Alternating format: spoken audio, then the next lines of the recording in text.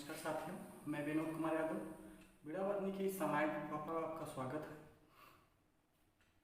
आज हम लोग अर्थशास्त्र में पढ़ेंगे कि मुद्रास्फीति को कैसे रोका जाता है, मुद्रास्फीति को कैसे कंट्रोल किया जाता है। जैसा कि हम मुद्रास्फीति इसके पहले पढ़ चुके हैं कि मुद्रास्फीति क्या होती है, कि महंगाई बढ़ गई तो मुद्रास्फीति हो गई, ठीक है, या मुद्रा का जो है मूल्य जब घट जाता था तो ही क्या हो जाता था, मुद्रास्फीति हो जाती थी। तो उसी पर कंट्रोल कैसे सरकार करती है, इसी के बारे में हम लोग पढ़ेंगे। तो आइए देखते हैं क्या है आज। तो मुद्रास्फीति को रोकने के उपाय, मुद्रास्फीति को रोकने के उपाय आज हम लोग पढ़ेंगे। मुद्रास्फीति पिछले वीडियो में पढ़ चुके हैं, जो भी साथी न देखो उसको जाकर के पीछे आप देख लीजिए, तभी पूरी स्थिति क्लियर होगी। देखिए, इंडिया में मतलब भारत में मुद्रास्फीति तथा मुद्रा संकुचन पर कंट्रोलिंग कैसे किया जाता है, अर्थात नियंत्रण कैसे किया जाता है। तो देखिए, भारत में नीति के तहत दो है, मौद्रिक नीति और राजकोषीय नीति। मौद्रिक नीति और राजकोषीय नीति। मौद्रिक नीति का संचालन और निर्माण उसका जो करते हैं वो आरबीआई के माध्यम से होता है। कि मौद्रिक नीति कौन चलाता है, आरबीआई, और राजकोषीय नीति भारत सरकार, अर्थात उसका जो वित्त मंत्रालय होता है, वित्त मंत्रालय, उसके माध्यम से राजकोषीय नीति चलती है, संचालन होता है, निर्माण होता है, ठीक है। अब हम लोग पढ़ेंगे कि मौद्रिक नीति, ये वाला, ये पहला, ये दूसरा। तो पहला वाले से हम पढ़ेंगे कि अब मौद्रिक नीति के तहत, मौद्रिक पॉलिसी के तहत आरबीआई कैसे मुद्रास्फीति पर कंट्रोल करती है। तो देखते हैं, मौद्रिक नीति में भी दो है, दो विधियों से करती है। पहली विधि है उसकी मात्रात्मक विधि, दूसरी विधि है गुणात्मक विधि।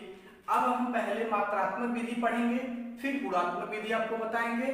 तो मात्रात्मक विधि में ये 7 टूल्स हैं जिसके माध्यम से आरबीआई मुद्रास्फीति को कंट्रोल करती है। एक रेपो दर है, एक बैंक दर है, एक रिवर्स रेपो दर है, एक सीआरआर है, एक एसएलआर है, एक ओएमओ है, एक एमएसएफ है, ठीक है। तो मित्रों फिर से समझ लीजिए कि भारत में मुद्रास्फीति को रोकने के लिए नीति बनाई गई, उसके तहत मौद्रिक नीति और राजकोषीय नीति।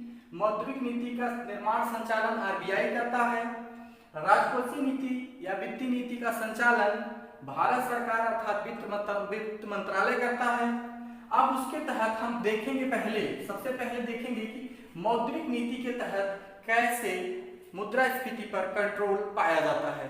तो मौद्रिक नीति के तहत कैसे मुद्रास्फीति पर कंट्रोल पाया जाता है उसके बारे में पढ़ेंगे। तो उसमें भी है दो विधि, मात्रात्मक विधि और गुणात्मक विधि। तो सबसे पहले हम आरबीआई वाला जो मौद्रिक नीति के तहत है उसमें मात्रात्मक विधि से पढ़ लेंगे, तब गुणात्मक विधि पढ़ लेंगे, फिर इसके बाद राजकोषीय नीति पढ़ लेंगे। ऐसे क्रम वाइज पढ़ करके आप परीक्षा में जो है प्रश्न हल कर सकते हैं। उसमें ऐसे ही पूछेगा कि मुद्रास्फीति के समय भारत सरकार या आरबीआई मतलब रेपो दर में क्या करती है। भारत सरकार के अलग टूल्स होंगे, आरबीआई के कुछ अलग टूल्स हैं, ठीक है। तो ये आरबीआई के द्वारा इतने नियम लगाए जाते हैं जिसके तहत अब हम इसमें पढ़ेंगे डिटेल्स। और आपको स्क्रीनशॉट लेना हो तो इतना ले लीजिए फेयर बनाने के लिए। अब हम थोड़ा सा आगे बढ़ते हैं, इसी में देखते हैं कि कैसे रेपो रेट और बैंक दर से, बैंक रेट से कैसे मुद्रास्फीति पर कंट्रोल पाया जाता है, ठीक है। तो इसको मिटा दे रहे हैं। आइए,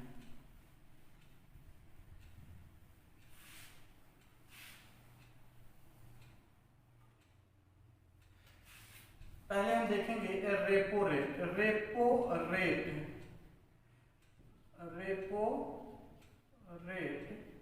के माध्यम से कैसे आरबीआई कंट्रोल करती है। पहले ये जान लीजिए कि रेपो रेट क्या होता है और बैंक रेट क्या होता है। और बैंक रेट क्या होता है, अर्थात बैंक दर।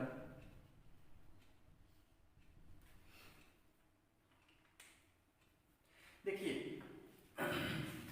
जैसे आप मान लीजिए कि यहाँ आरबीआई है, आरबीआई ये कॉमर्शियल बैंक हो गए, कॉमर्शियल बैंक,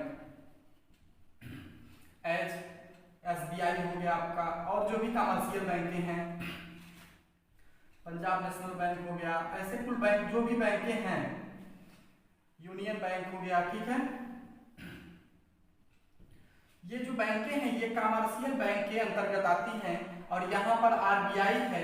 आरबीआई ये देख रहा है कि यहाँ मार्केट हो गया, यहाँ पर मार्केट हो गया, वो देख रहा है कि मार्केट में महंगाई ज्यादा हो गई है, अर्थात मुद्रा का प्रसार, मुद्रा यहाँ पर ज्यादा मात्रा में हो गया है। मुद्रा जब ज्यादा हो जाता है, तो हमने आपको उसमें बताया था कि जब आपके पास ज्यादा पैसा रहेगा तो आप ज्यादा सामान लेंगे, ज्यादा पैसा रहेगा तो ज्यादा सामान लेंगे, कम पैसा रहेगा तो कम सामान लेंगे। अर्थात उसको इस भाषा में लीजिए कि जैसे आपके पास ज्यादा पैसा है, तो अगर गए आप कहीं पर कोई सामान, जूता लेने गए, तो जूता अगर वो कहा कि 900 रुपए का है, तो आप 900 रुपए निकालेंगे, देके चले आएंगे, बहुत करेंगे 10-5 रुपए कम करवा लेंगे। लेकिन आपके पास अगर 600 रुपया है, आप कहेंगे क्या 600 ही रुपए है, इतने में मतलब एडजस्ट करके दीजिए, तो वो एडजस्ट करके आपको वो समझ जाएगा कि है कमजोर, पैसा नहीं इसके पास, तो वो देगा आपको जितना उसका उचित दाम होगा, उससे कुछ कमा करके कुछ फायदा लेकर के आपको दे देगा। लेकिन जब वो जान रहा है कि पैसे माल वाली पार्टी है, तो मिल जाए तो चाहे जितना मिल जाए ले लेगा पैसा। तो उसी प्रकार से यहाँ पर क्या होता है, जब मार्केट में पैसा ज्यादा आ जाता है, मतलब मार्केट में पैसा बहुत ज्यादा मात्रा में हो जाएगा, तो यहाँ पर अपने आप मुद्रा के मूल्य में क्या हो जाएगी, गिरावट हो जाएगी, जिसका नतीजा ये होगा कि बहुत मतलब ज्यादा मात्रा में मार्केट में मुद्रा आ गई, इससे महंगाई बढ़ गई, जिसके कारण मुद्रास्फीति मतलब हो गया है। मुद्रास्फीति का मतलब महंगाई हो गया। मुद्रास्फीति और महंगाई एक ही चीज है। तो आरबीआई ये सोचता है कि इस मार्केट से पैसा ही कम कर दिया जाए, पैसा ही कम कर दिया जाए, पैसा ही नहीं रहेगा, तो यहाँ से मुद्रास्फीति कंट्रोल हो जाएगी। तो आरबीआई क्या करता है, देखिए अब यहाँ से जैसे आरबीआई हो गया, आरबीआई कॉमर्शियल बैंकों को रेपो रेट समझ लीजिए। रेपो रेट यह होता है कि जब आरबीआई कम समय के लिए जिस दर पर वाणिज्यिक बैंकों को उधार धन मतलब उपलब्ध कराता है, उसी को ही हम रेपो दर कहते हैं। अर्थात आरबीआई वाणिज्यिक बैंकों को अल्प अवधि के लिए जो ऋण प्रदान करता है उसे हम रेपो रेट कहते हैं। अर्थात यहां हम लिख सकते हैं आरबीआई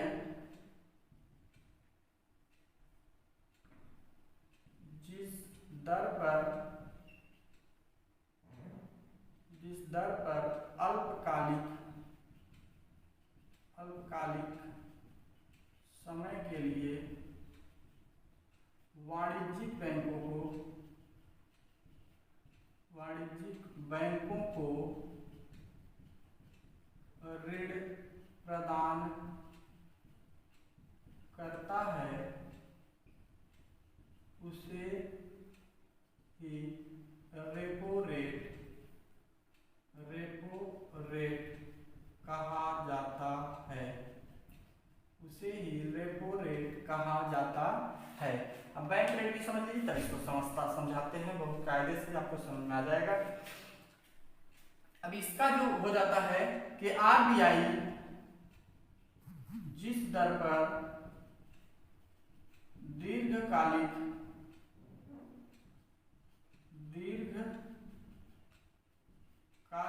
समय के लिए वाणिज्यिक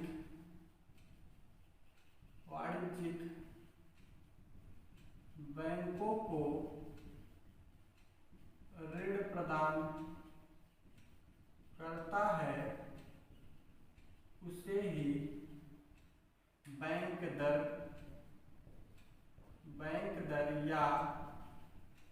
या बैंक रेट कहते हैं, या बैंक रेट कहते हैं। अर्थात देखिए, आरबीआई जिस दर पर अल्पकालिक समय के लिए वाणिज्यिक बैंक को ऋण प्रदान करता है उसे ही रेपो रेट कहते हैं। मतलब कम समय के लिए जब ऋण प्रदान करेगा जिस दर पर, उसे हम रेपो रेट कहेंगे, और जब वही ज्यादा समय के लिए दे देगा, वही ऋण ज्यादा समय के लिए दे देगा, तो उसे हम बैंक रेट कहते हैं, उसे हम बैंक रेट कहते हैं। ठीक है, उसे हम बैंक रेट कहते हैं। आइए देखते हैं। अब देखिए, शायद यहां तक आ रहा है कि नहीं, एक सेकंड देख लेते हैं। आ रहा है, ठीक है। तो देखिए, अब रेपो रेट और बैंक रेट के माध्यम से कैसे आरबीआई मुद्रास्फीति पर कंट्रोल पाती है। तो देखिए, यहां पर बना दीजिए आप आरबीआई, यहां पर बना दीजिए आरबीआई, यहां पर कॉमर्शियल बैंक, ठीक है, आरबीआई कॉमर्शियल बैंक, और फिर यहां मार्केट बरोबर बीच में रहेगा, उसको आप थोड़ा समझ लीजिएगा, मार्केट, फिर यहां से मार्केट तक लीजिए, यहीं तक समझा देंगे आपको, मार्केट हो गया। अब देखिए होता क्या है, आरबीआई इनको कमर्शियल बैंकों को चलाने के लिए इनको ऋण पर जो है मतलब दर ऋण प्रदान कराता है कम समय के लिए, उसे हम रेपो दर कहते हैं। और जब ज्यादा समय के लिए देता है, इधर कम समय के लिए, कम समय के लिए, इधर ज्यादा समय के लिए, ज्यादा समय के लिए। अब देखिए, जब आरबीआई कमर्शियल बैंकों को सीधे रेपो रेट में वृद्धि कर देगा, रेपो रेट में जैसे आज 5% ले रहा है, तो कल कहेगा 10% हम लेंगे, सीधे जितना उसको बढ़ाने का मन होगा उतना बढ़ा देगा। तो कमर्शियल बैंक यहां से पैसा लेंगी, कमर्शियल बैंक यहां से पैसा लेंगी, लेकिन मार्केट के जो लोग हैं वो कमर्शियल बैंक से पैसा लेना बंद कर देंगे। वो सोचेंगे कि यार इस समय जो है क्या हो रहा है कि पहले जो 5% में हमको ब्याज 5% पे मिल जाता था जो ऋण, वो ऋण अब हमको 10% मिल रहा है। तो लोग कम पैसा लेंगे, लोग कम पैसा लेंगे, लोग कम पैसा जब लेंगे तो मार्केट में कम पैसा जाएगा। जब मार्केट में कम पैसा जाएगा तो मार्केट में जो है महंगाई घटेगी, अर्थात मुद्रास्फीति रुकेगी। तो देखिए, तो आरबीआई रेपो रेट मुद्रास्फीति के समय, यहां लिख सकते हैं हम, मुद्रा स्फीति के समय आरबीआई रेपो रेट तथा बैंक रेट में वृद्धि कर देता है। इससे समझ लीजिए थोड़ा सा, इससे थोड़ा सा ये समझ लीजिए कि मुद्रास्फीति के समय आरबीआई रेपो रेट तथा बैंक रेट में क्या कर देता है, वृद्धि कर देता है। जब कमर्शियल बैंकों को महंगे दर पर ऋण उपलब्ध होगा तो वो अपने ग्राहकों को भी महंगा ऋण उपलब्ध कराएंगे। परिणाम स्वरूप ये होगा कि कुछ ग्राहक कहेंगे, कुछ तो लेंगे, कुछ कहेंगे, लेकिन औसतन ज्यादा मात्रा में लोग सोचेंगे कि यार पहले कम दर पर जो है ऋण उपलब्ध हो जाता था, अब महंगा दे रहे हैं तो हम पैसा नहीं लेंगे बाजार से, अर्थात वो कमर्शियल बैंक से। उसका नतीजा ये होगा कि मार्केट में पैसा कम जाएगा। जब मार्केट में पैसा कम जाएगा तो मुद्रास्फीति कंट्रोल होगी।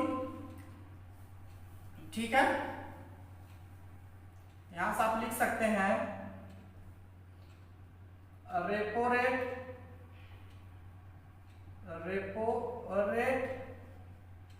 और बैंक रेट जब आरबीआई बढ़ा देगी, क्या कर देगी, यहां से लिख लीजिएगा इसको, बढ़ा देगी, बढ़ा देगी, तो कमर्शियल बैंक क्या करेंगे,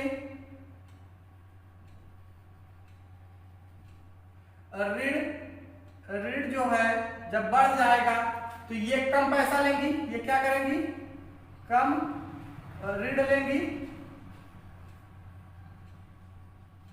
कम ऋण लेंगी। जब ये कम ऋण लेंगी तो ये इनको भी कुछ फायदा चाहिए, ये अपने ग्राहकों को ऊंचे दर पर ऋण देंगी, ऋण उपलब्ध कराएंगी।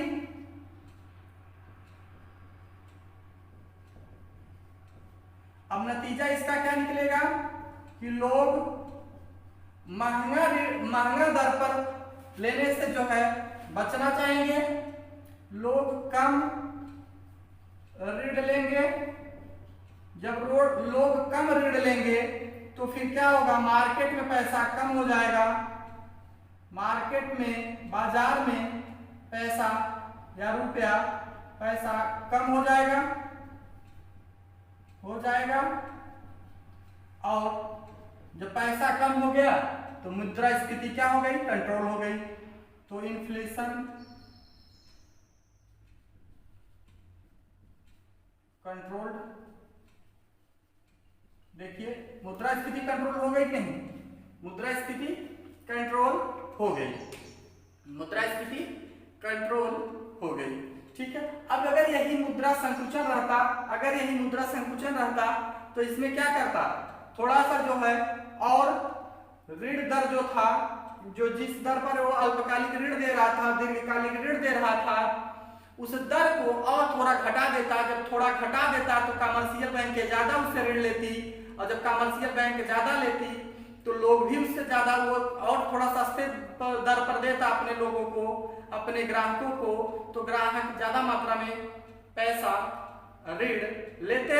जब ऋण ज्यादा लेंगे तो मार्केट में थोड़ा पैसा आ जाएगा, जिसके कारण मुद्रा में थोड़ा सा जो संकुचन हुआ था प्रसार हो जाएगा, थोड़ा सा मुद्रा बढ़ जाएगी। जब मुद्रा बढ़ जाएगी तो क्या हो जाएगा, जो मुद्रा संकुचन है उस पर कंट्रोल कर लिया जाएगा। उसके लिए अगले वीडियो में हम लोग पढ़ेंगे। तो आज हम लोग पढ़े क्या है कि मुद्रास्फीति को रोकने के लिए क्या क्या टूल्स लगाए जाते हैं, तो जिसमें हम लोग मौद्रिक नीति के तहत रेपो रेट और बैंक रेट पढ़े। तो इससे ये हम जान लिए कि रेपो रेट ये होता है कि जिस दर पर अल्पकालिक समय के लिए वाणिज्यिक बैंकों को आरबीआई मतलब ऋण प्रदान करता है, उसे ही रेपो रेट कहते हैं। आरबीआई जिस दर पर दीर्घकालिक समय के लिए वाणिज्यिक बैंकों को ऋण प्रदान करता है, उसे ही बैंक दर कहते हैं। तो हमको ये मुख्य चीज ये याद रखना है, परीक्षा में यही आएगा आपसे, कभी कभी इसको भी पूछ लेता है कि जब आरबीआई अधिक समय के लिए ऋण प्रदान करे तो उसे क्या कहते हैं, उसे बैंक रेट कहते हैं। जब अल्पकालिक समय के लिए जिस दर पर आरबीआई ऋण उपलब्ध कराए उसे आप क्या कहेंगे, उसे आप रेपो रेट कहेंगे।